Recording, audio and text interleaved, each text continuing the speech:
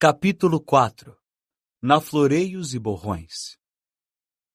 A vida na toca era a mais diferente possível da vida na Rua dos Alfeneiros. Os Dursley gostavam de tudo limpo e arrumado. A casa dos Weasley era cheia de coisas estranhas e inesperadas.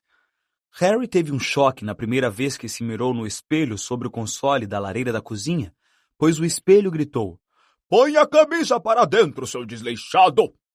O vampiro no sótão uivava e derrubava canos sempre que sentia que a casa estava ficando demasiado quieta, e as pequenas explosões que vinham do quarto de Fred e George eram consideradas perfeitamente normais. Porém, o que Harry achou mais fora do comum na vida da casa de Rony não foi o espelho falante nem o vampiro baterista, mas o fato de que todos pareciam gostar dele. A senhora Weasley se preocupava com o estado das meias dele e tentava forçá-lo a repetir a comida 3 vezes por refeição.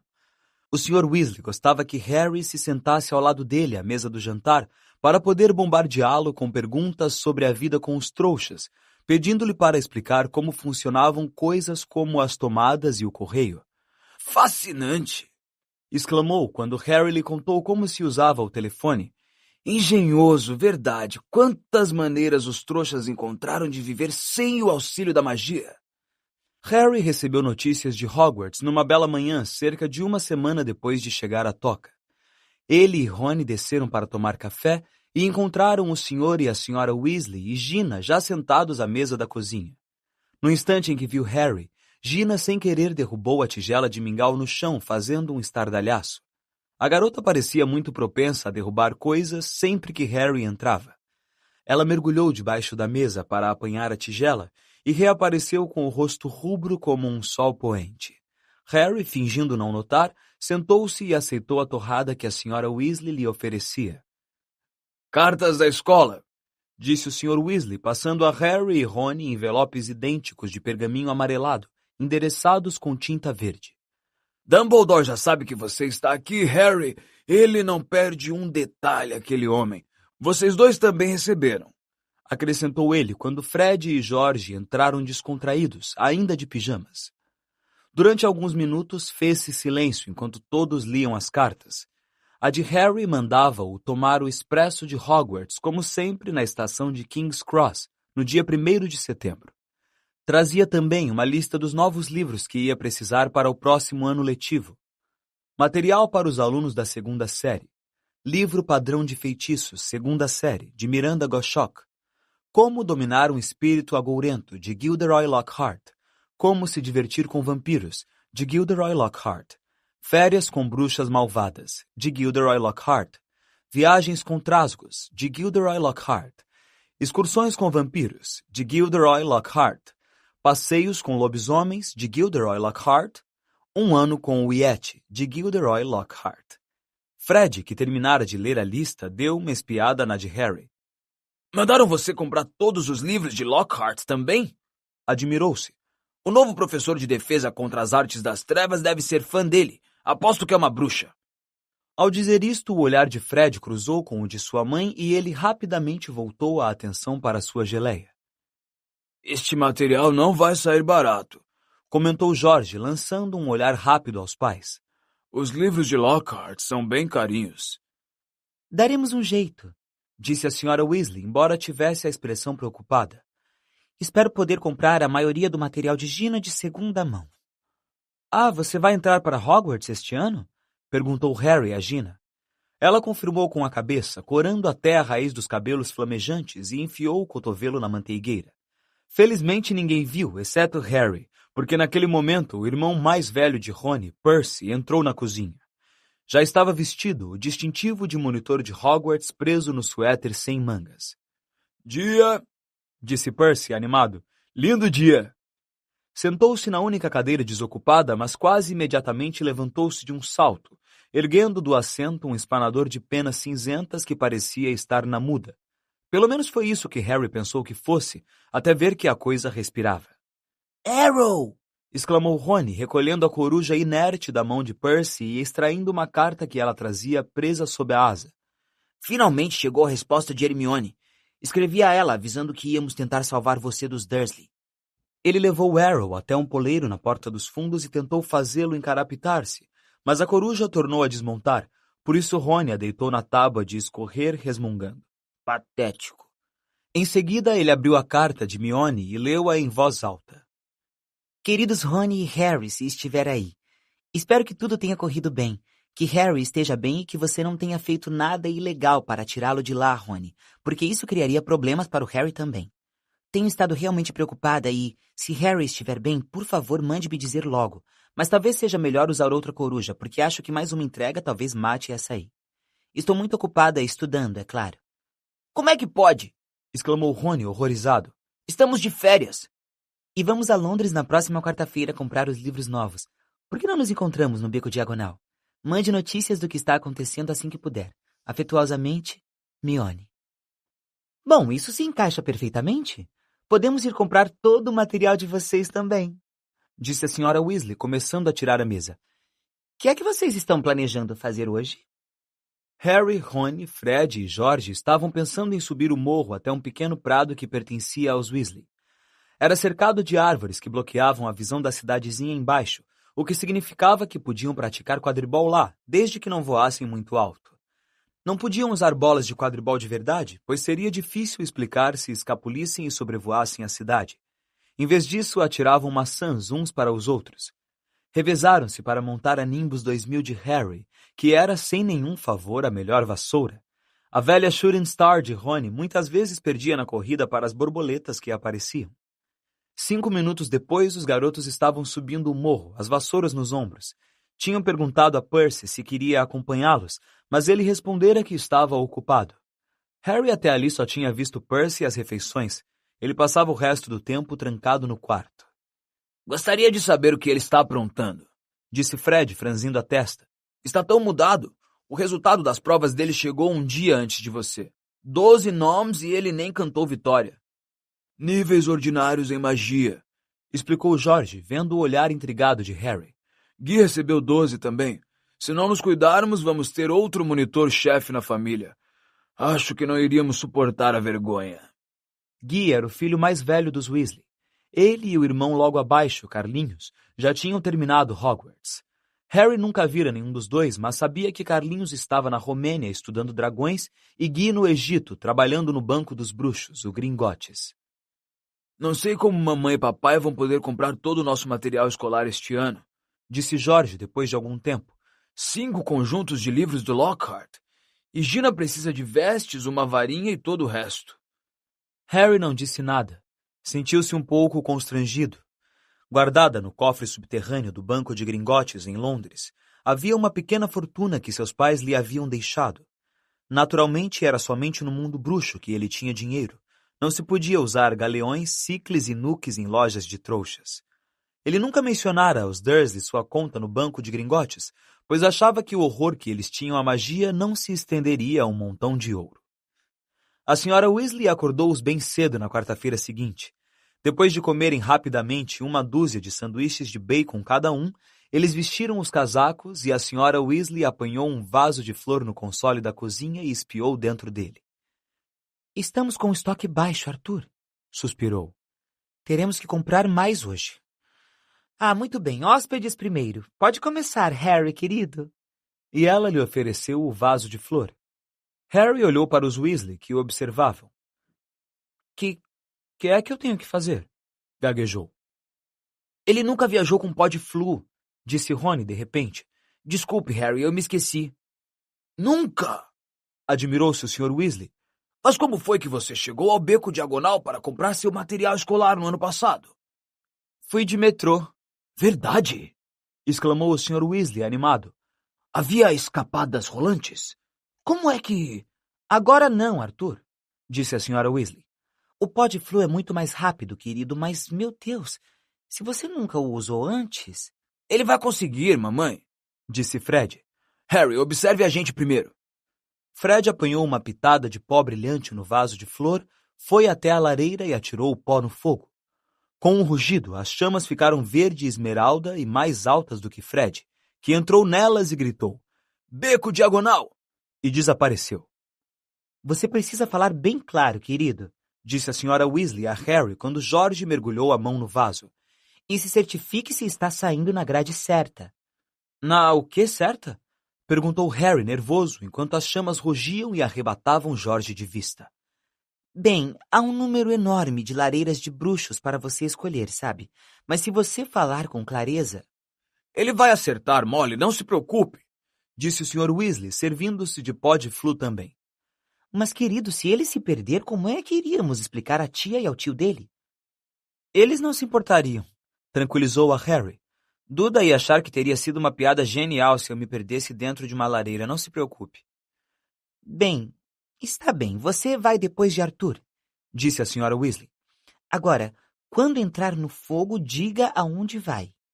E mantenha os cotovelos colados ao corpo, aconselhou Rony. E os olhos fechados, recomendou a Sra. Weasley. A fuligem. Não se mexa, disse Rony, ou pode acabar caindo na lareira errada. Mas cuidado para não entrar em pânico e sair antes da hora. Espere até ver Fred e Jorge. Harry, fazendo força para guardar tudo isso na cabeça, apanhou uma pitada de pó de flu e avançou até a beira do fogo. Inspirou profundamente, lançou o pó nas chamas e entrou. O fogo lhe lembrou uma brisa morna. Ele abriu a boca e imediatamente engoliu um monte de cinzas quentes. Beco diagonal, tossiu. A sensação era de que estava sendo sugado por um enorme ralo. Ele parecia estar girando muito rápido. O rugido em seus ouvidos era ensurdecedor. E tentou manter os olhos abertos, mas o rodopio das chamas verdes lhe dera enjoo. Uma coisa dura bateu no seu cotovelo e ele o prendeu com firmeza junto ao corpo, sempre girando. Agora a sensação era de mãos geladas esbofeteando seu rosto. Apertando os olhos por trás dos óculos, ele viu uma sucessão de lareiras indistintas e relances de aposentos além. Os sanduíches de bacon reviravam em sua barriga. Ele tornou a fechar os olhos, desejando que aquilo parasse, e então caiu, de cara no chão, em cima de uma pedra fria, e sentiu a ponte dos óculos se partir. Tonto e machucado, coberto de fuligem, ele se levantou desajeitado, segurando os óculos partidos na frente dos olhos. Estava totalmente sozinho, mas onde estava ele não fazia ideia. Só sabia dizer que estava de pé numa lareira de pedra, em um lugar que parecia ser uma loja de bruxo, grande e mal iluminada. Mas nada que havia ali tinha a menor probabilidade de aparecer numa lista de material escolar de Hogwarts. Um mostruário próximo continha uma mão murcha em cima de uma almofada, um baralho manchado de sangue e um olho de vidro arregalado. Máscaras diabólicas o espiavam das paredes, uma variedade de ossos humanos jazia sobre o balcão e instrumentos pontiagudos e enferrujados pendiam do teto. E o que era pior, a rua estreita e escura que Harry via pela vitrine empoeirada da loja decididamente não era a do beco diagonal. Quanto mais cedo saísse dali, melhor. Com o nariz ainda doendo por causa da batida na lareira, Harry se encaminhou depressa e silenciosamente para a porta, mas antes que cobrisse metade da distância, 2 pessoas apareceram do outro lado da vitrine, e uma delas era a última pessoa que Harry queria encontrar estando perdido, coberto de fuligem com os óculos partidos. Draco Malfoy. Harry olhou depressa a toda a volta e viu um grande armário preto à esquerda. Correu para ele e se fechou dentro, deixando apenas uma frestinha na porta para espiar. Segundos depois, uma sineta tocou e Malfoy entrou na loja. O homem que entrou atrás dele só podia ser o pai. Tinha a mesma cara fina e pontuda e olhos idênticos, frios e cinzentos. O Sr. Malfoy andou pela loja examinando descansadamente os objetos expostos e tocou uma campainha em cima do balcão antes de se virar para o filho e dizer: "Não toque em nada, Draco." Malfoy, que esticara a mão para o olho de vidro, retrucou: "Pensei que você ia me comprar um presente." "Eu disse que ia lhe comprar uma vassoura de corrida", disse o pai, tamborilando no balcão. "De que me serve uma vassoura se não faço parte do time da casa?" respondeu Malfoy com a cara amarrada. "Harry Potter ganhou uma Nimbus 2000 no ano passado. Permissão especial de Dumbledore para ele poder jogar pela Grifinória. Ele nem é tão bom assim, só que é famoso. Famoso por ter uma cicatriz idiota na testa." Malfoy se abaixou para examinar uma prateleira cheia de crânios. "Todo mundo acha que ele é tão sabido, o maravilhoso Potter com sua cicatriz e sua vassoura." "Você já me contou isso no mínimo 10 vezes, disse o Sr. Malfoy com um olhar de censura para o filho. "E gostaria de lembrar-lhe que não é prudente demonstrar que não gosta de Harry Potter, Não quando a maioria do nosso povo acha que ele é o herói que fez o Lorde das Trevas desaparecer. Ah, Sr. Borgin. Um homem curvado aparecera atrás do balcão, alisando os cabelos untados de óleo para afastá-los do rosto. Sr. Malfoy, que prazer revê-lo, disse o Sr. Borgin, untuoso como seus cabelos.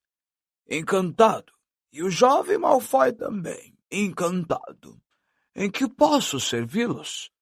Preciso lhes mostrar, chegou hoje, e a um preço muito módico. Não vou comprar nada hoje, Sr. Borgin, vou vender, disse o Sr. Malfoy. Vender? O sorriso se embaçou levemente no rosto do Sr. Borgin. O senhor ouviu falar, é claro, que o Ministério está fazendo mais blitz, disse o Sr. Malfoy, puxando um rolo de pergaminho do bolso interno do casaco e desenrolando-o para o Sr. Borgin ler. Tenho em casa uns objetos que poderiam me causar embaraços se o Ministério aparecesse. O Sr. Borgin encaixou um pincenê na ponta do nariz e percorreu a lista. O Ministério certamente não ousaria incomodá-lo, não é, meu senhor? O Sr. Malfoy crispou os lábios. Até agora não me visitaram. O nome Malfoy ainda impõe um certo respeito, mas o Ministério está ficando cada vez mais intrometido. Há boatos de uma nova lei de proteção aos trouxas. Com certeza aquele bobalhão pulguento apreciador de trouxas, Arthur Weasley, está por trás disso. Harry sentiu uma onda escaldante de raiva. E como vê, alguns desses venenos poderiam fazer parecer... Compreendo, meu senhor, naturalmente, disse o Sr. Borgin. Deixe-me ver. Pode me dar aquilo? Interrompeu Draco, apontando para a mão murcha sobre a almofada. Ah, a mão da glória, disse o Sr. Borgin, abandonando a lista do Sr. Malfoy e correndo para perto de Draco. Ponha-lhe uma vela e ela dá luz apenas a quem a segura. A melhor amiga dos ladrões e saqueadores. O seu filho tem ótimo gosto, meu senhor. Espero que o meu filho venha a ser mais do que um ladrão ou um saqueador, Borgin, disse o Sr. Malfoy com frieza, ao que o Sr. Borgin respondeu depressa. Sem ofensa, meu senhor, não tive a intenção de ofender. Mas, se as notas dele não melhorarem, disse o Sr. Malfoy com maior frieza ainda, pode ser que ele realmente só tenha talento para isto. Não é minha culpa, retrucou Draco. Todos os professores têm alunos preferidos. Aquela Hermione Granger. Pensei que você sentiria vergonha se uma menina que nem pertence à família de bruxos passasse à sua frente em todos os exames, comentou com rispidez o Sr. Malfoy.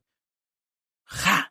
Exclamou Harry baixinho, satisfeito de ver Draco com cara de quem está ao mesmo tempo envergonhado e aborrecido. É a mesma coisa em toda parte, disse o Sr. Borgin com sua voz untuosa. Ter sangue de bruxo conta cada vez menos em toda parte. Não para mim, respondeu o Sr. Malfoy com as narinas tremendo. Não, meu senhor, nem para mim, disse o Sr. Borgin, fazendo uma grande reverência. Neste caso, talvez possamos voltar à minha lista, disse o Sr. Malfoy rispidamente. Estou com um pouco de pressa, Borgin. Tenho negócios importantes a tratar hoje em outro lugar. Os dois começaram a barganhar. Harry observou nervoso que Draco se aproximava cada vez mais do lugar em que ele estava escondido, examinando os objetos à venda. Draco parou para examinar um grande rolo de corda de enforcar e para ler, rindo, o cartão colocado em um magnífico colar de opalas. Cuidado, não toque, amaldiçoado. Tirou a vida de 19 donos trouxas até hoje. Draco se virou e notou o armário bem em frente. Adiantou-se. Esticou a mão para o puxador e... Fechado, disse o Sr. Malfoy ao balcão. Vamos, Draco. Harry enxugou a testa na manga ao ver Draco se afastar. Bom dia para o senhor, Sr. Borgin. Aguardo-o amanhã em casa para apanhar a mercadoria. No instante em que a porta se fechou, o Sr. Borgin abandonou seus modos untuosos. Bom dia para o senhor, Sr. Malfoy. E se as histórias que correm forem verdadeiras, O senhor não me vendeu metade do que tem escondido em sua casa. E continuando a resmungar ameaçador, o Sr. Borgin desapareceu no quarto dos fundos. Harry esperou um pouco, caso ele voltasse, e em seguida, o mais silenciosamente que pôde, saiu do armário, passou pelos mostruários de vidro e saiu porta afora. Harry olhou para os lados, segurando os óculos partidos. Saíra em uma ruela sombria que parecia totalmente ocupada por lojas que se dedicavam às artes das trevas. A que ele acabara de deixar, a Borgin Burkes, parecia ser a maior, mas em frente havia uma grande coleção de cabeças gívaras na vitrine e 2 portas abaixo uma enorme gaiola pululava com gigantescas aranhas negras. 2 bruxos mal vestidos o observavam da sombra de um portal, cochichando entre si. Apreensivo, Harry saiu caminhando, tentando segurar os óculos no lugar e esperando, sem muita esperança, conseguir encontrar uma saída daquele lugar. Uma velha placa de madeira, pendurada acima de uma loja que vendia velas envenenadas, informava que ele se encontrava na Travessa do Tranco. Isto não adiantou muito, pois Harry nunca ouvira falar naquele lugar. Imaginou que talvez não tivesse falado com bastante clareza ao entrar na lareira dos Weasley porque tinha a boca cheia de cinzas. Pensou no que fazer, tentando ficar calmo. Não está perdido, está, querido, Disse uma voz ao seu ouvido, assustando-o. Uma bruxa idosa estava ao lado dele, segurando uma bandeja com objetos que se pareciam horrivelmente com unhas humanas.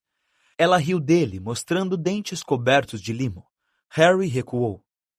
Estou bem, obrigado, disse. Só estou... Harry! O que você está fazendo aqui? O coração de Harry deu um salto. O da bruxa também. As unhas cascatearam por cima dos seus pés e ela começou a xingar, ao mesmo tempo que a forma maciça de Hagrid, o guarda-caça de Hogwarts, veio se aproximando em grandes passadas, seus olhinhos de besouros negros faiscando por cima da barba arrepiada. Hagrid! Exclamou Harry, revelando alívio na voz rouca. Eu me perdi. Pode Flu. Hagrid agarrou Harry pela nuca e afastou-o da bruxa, derrubando a bandeja que ela levava. O guincho que ela soltou acompanhou-os durante todo o trajeto pelas ruelas tortuosas, até tornarem a ver a luz do sol. Harry divisou à distância um edifício de mármore muito branco que já conhecia, o Banco de Gringotes. Hagrid o levara direto ao beco diagonal. Você está horrível! Exclamou Hagrid, espanando a fuligem que cobria Harry com tanta força que quase o derrubou numa barrica de bosta de dragão à porta da farmácia. Se esquivando pela Travessa do Tranco? Não sei não, um lugar suspeito, Harry. Não quero que ninguém o veja lá. Isso eu percebi, disse Harry, abaixando-se quando Hagrid fez menção de espaná-lo outra vez. Eu lhe falei, eu me perdi. E o que é que você estava fazendo lá? Eu estava procurando repelente para lesmas carnívoras, Rosnou Hagrid. Elas estão acabando com os repolhos da escola. Você não está sozinho? Estou na casa dos Weasley, mas nos separamos, explicou Harry. Tenho que encontrá-los. Os 2 começaram a descer a rua juntos. Por que é que você nunca respondeu às minhas cartas? Perguntou Hagrid a Harry enquanto caminhavam. O garoto tinha que dar 3 passos para cada passada das enormes botas de Hagrid. Harry explicou tudo sobre Dobby e os Dursley. Trouxas nojentos, rosnou Hagrid. Se eu tivesse sabido... Harry! Harry, aqui! Harry ergueu os olhos e viu Hermione Granger parada no alto das escadas brancas de Gringotes. A garota desceu correndo ao encontro deles, os cabelos castanhos e fartos esvoaçando para trás. O que aconteceu com seus óculos? Alô, Hagrid. Ai, que maravilha rever vocês. Vai entrar no Gringotes, Harry? Assim que eu encontrar os Weasley, respondeu Harry. Você não vai ter que esperar muito, disse Hagrid com um sorriso. Harry e Hermione se viraram. Correndo pela rua cheia de gente vinham Rony, Fred, George, Percy e o Sr. Weasley. Harry! Ofegou o Sr. Weasley. Tivemos esperança de que você só tivesse ultrapassado uma grade de lareira. Ele enxugou a careca reluzente. Molly está alucinada. Aí vem ela. Onde foi que você saiu? Perguntou Rony. Na Travessa do Tranco, informou Hagrid de cara feia. Que ótimo! Exclamaram Fred e George juntos. Nunca nos deixaram entrar lá, comentou Rony, invejoso. Ainda bem. Rosnou Hagrid. A senhora Weasley aproximava-se correndo, a bolsa balançando loucamente em uma das mãos, Gina agarrada à outra. Ai, Harry! Ai, meu querido, você podia ter ido parar em qualquer lugar. Tomando fôlego, ela tirou uma grande escova de roupas da bolsa e começou a escovar a fuligem que Hagrid não conseguira espanar. O Sr. Weasley apanhou os óculos de Harry, deu-lhes uma batida com a varinha e os devolveu como se fossem novos. Bom, tenho que ir andando, disse Hagrid, cuja mão era apertada pela Sra. Weasley. Travessa do tranco, se você não o tivesse encontrado, Hagrid. Vejo vocês em Hogwarts.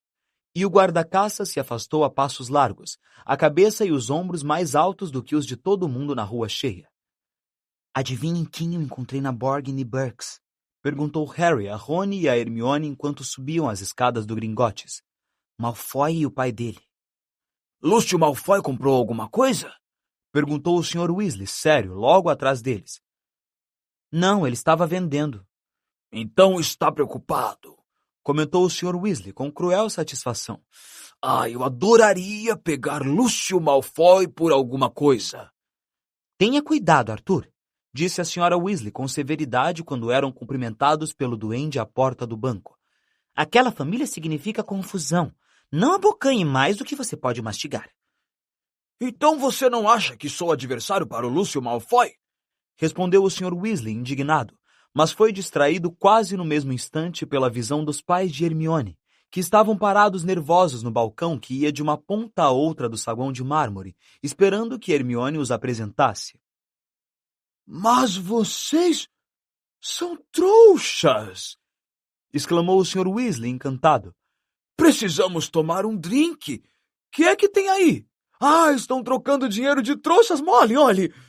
Ele apontou excitado para as notas de 10 libras na mão do Sr. Granger. Te encontro lá no fundo, disse Rony a Hermione, quando os Weasley e Harry foram conduzidos aos cofres subterrâneos por outro duende de Gringotts. Chegava-se aos cofres a bordo de vagonetes pilotados por duendes, que os manobravam em alta velocidade por trilhos de bitola estreita através dos túneis subterrâneos do banco. Harry curtiu a viagem vertiginosa até o cofre dos Weasley, mas se sentiu muito mal, muito pior do que se sentira na travessa do tranco quando eles o abriram. Havia uma pequena pilha de sicles de prata lá dentro e apenas um galeão de ouro. A Sra. Weasley tateou pelos cantos antes de varrer tudo para dentro da bolsa. Harry se sentiu ainda pior quando chegaram ao seu cofre. Tentou bloquear a visão do conteúdo enquanto enfiava apressadamente mãos cheias de moedas em uma bolsa de couro. De volta aos degraus de mármore, eles se separaram. Percy murmurou qualquer coisa sobre a necessidade de comprar uma pena nova. Fred e George tinham visto um amigo de Hogwarts, Lino Jordan. A Sra. Weasley e Gina iam a uma loja de vestes de segunda mão. O Sr. Weasley insistia em levar os Granger ao Caldeirão Furado para tomar um drink. Vamos nos encontrar na Floreios e Borrões dentro de 1 hora para comprar o material escolar, disse a Sra. Weasley, se afastando com Gina. E nem pensar em entrar na travessa do tranco, gritou ela para os gêmeos que seguiam na direção oposta. Harry, Rony e Hermione caminharam pela rua tortuosa, calçada de pedras. A bolsa de ouro, prata e bronze que retinia alegremente no bolso de Harry estava pedindo para ser gasta, de modo que ele comprou 3 grandes sorvetes de morango e manteiga de amendoim, que os 3 lamberam felizes enquanto subiam o beco, examinando as vitrines fascinantes das lojas. Rony admirou cobiçoso um conjunto completo de vestes da grife Chudley Cannon na vitrine da Artigos de Qualidade para Quadribol, até que Hermione puxou os 2 para irem comprar tinta e pergaminho na loja ao lado. Na Gamble e Japes, jogos de magia, eles encontraram Fred, George e Lino Jordan, que estavam fazendo um estoque de fogos de artifício doutor filibusteiro, que disparavam molhados e não aqueciam. E num brechó cheio de varinhas quebradas, balanças de latão empenadas e velhas capas manchadas de poções, os garotos deram de cara com Percy, profundamente absorto na leitura de um livro muito chato, intitulado Monitores-Chefes que se tornaram poderosos. Um estudo dos monitores-chefes de Hogwarts e suas carreiras, leu Rony alto na 4ª capa. Parece fascinante. Deem-o fora, disse Percy com rispidez. É claro que ele é muito ambicioso, Percy. Já planejou tudo. Quer ser ministro da magia. comentou Rony para Harry e Hermione em voz baixa quando deixaram o irmão sozinho. 1 hora depois, eles rumaram para Floreios e Borrões. Não eram de maneira alguma os únicos que se dirigiam à livraria. Ao se aproximarem, viram para sua surpresa uma quantidade de gente que se acotovelava à porta da loja tentando entrar. A razão disso estava anunciada em uma grande faixa estendida nas janelas do primeiro andar. Gilderoy Lockhart autografa sua autobiografia O Meu Eu Mágico, hoje, das 12h30 às 16h30. Vamos poder conhecê-lo! Gritou Hermione, esganiçada. Quero dizer, ele é o autor de quase toda a nossa lista de livros. A aglomeração parecia ser formada, em sua maioria, por bruxas mais ou menos da idade da Sra. Weasley. Um bruxo de ar atarantado estava postado à porta, dizendo: Calma, por favor, minhas senhoras. Não empurrem. Isso. Cuidado com os livros agora. Harry, Rony e Hermione espremeram-se para entrar na loja. Uma longa fila serpeava até o fundo da loja, onde Gilderoy Lockhart autografava seus livros. Cada um dos meninos apanhou um exemplar de livro padrão de feitiços, segunda série, e se enfiaram sorrateiros no início da fila, onde já aguardavam os outros meninos com o Sr. e a Sra. Weasley. Ai, chegaram, que bom, disse a Sra. Weasley. Ela parecia ofegante e não parava de ajeitar os cabelos. Vamos vê-lo em 1 minuto. Aos poucos, Gilderoy Lockhart se tornou visível, sentado a uma mesa cercado de grandes cartazes com o próprio rosto, todos piscando e exibindo dentes ofuscantes de tão brancos. O verdadeiro Lockhart estava usando vestes azul miosotes que combinavam à perfeição com os seus olhos. Seu chapéu cônico de bruxo se encaixava em um ângulo pimpão sobre os cabelos ondulados. Um homenzinho irritadiço dançava à sua volta, tirando fotos com uma máquina enorme que soltava baforadas de fumaça púrpura a cada flash enceguecedor. Saia do caminho, você aí! Rosnou ele para Rony, recuando para se posicionar em um ângulo melhor. Trabalho para o profeta diário. Grande coisa, disse Rony, esfregando o pé que o fotógrafo pisara. Gilderoy ouviu-o. Ergueu os olhos. Viu Rony e, em seguida, viu Harry Potter. Encarou-o. Então se levantou de um salto e decididamente gritou: Não pode ser Harry Potter! A multidão se dividiu, murmurando agitada.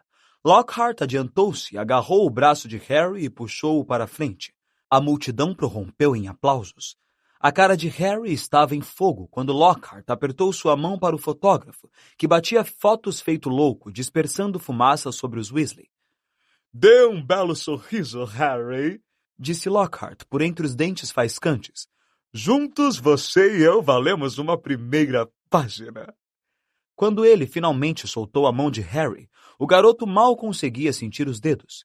E tentou se esgueirar para junto dos Weasley, mas Lockhart passou um braço pelos seus ombros e segurou-o com firmeza ao seu lado. Minhas senhoras e meus senhores, disse em voz alta, ao mesmo tempo que pedia silêncio com um gesto. Que momento extraordinário este! O momento perfeito para anunciar uma novidade que estou guardando só para mim há algum tempo. Quando o jovem Harry entrou na Floreios e Borrões hoje, ele queria apenas comprar a minha autobiografia, com a qual eu terei o prazer de presenteá-lo agora. A multidão tornou a aplaudir.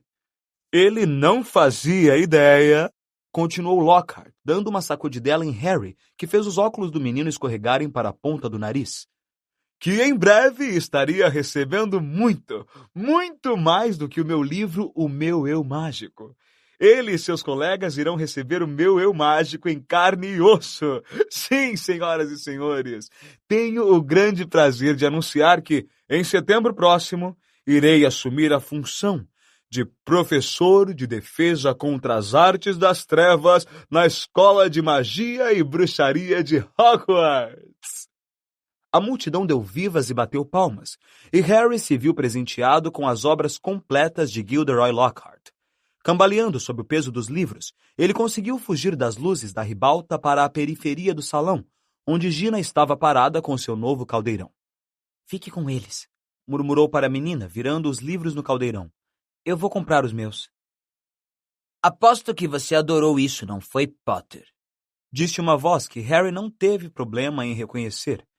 Ele endireitou o corpo e se viu cara a cara com Draco Malfoy, que exibia o sorriso de desdém de sempre. O famoso Harry Potter, continuou Malfoy. Não consegue nem ir a uma livraria sem parar na primeira página do jornal. Deixa ele em paz, ele nem queria isso, disse Gina.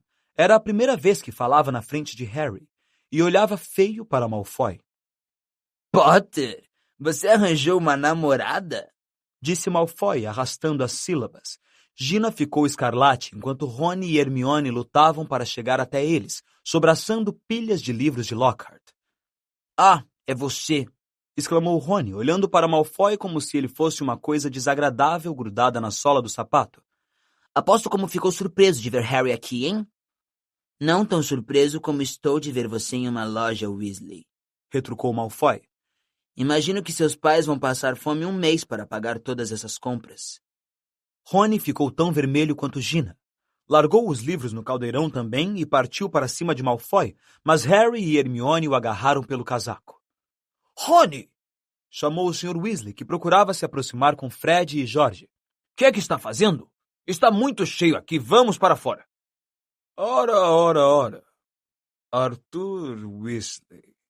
Era o Sr. Malfoy.